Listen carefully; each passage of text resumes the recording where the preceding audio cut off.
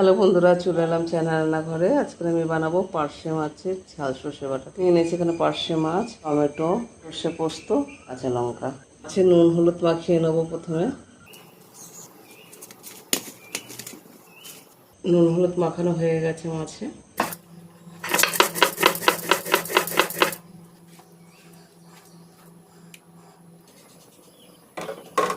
তেল গরম হয়ে গেছে, আমি এবার মাছ ভেজে নেবো।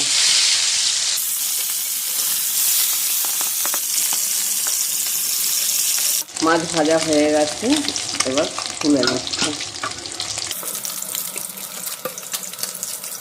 দিয়ে দিচ্ছি কালো জিরে ফোড়ন, এবার দিয়ে দিচ্ছি সর্ষে বাটা,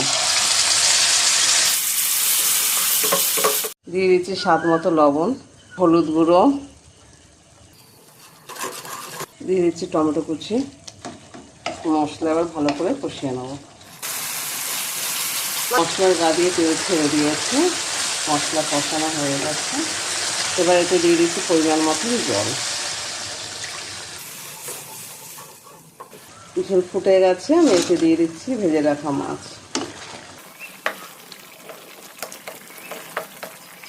দিয়ে দিচ্ছি কাঁচা লঙ্কা চেরা।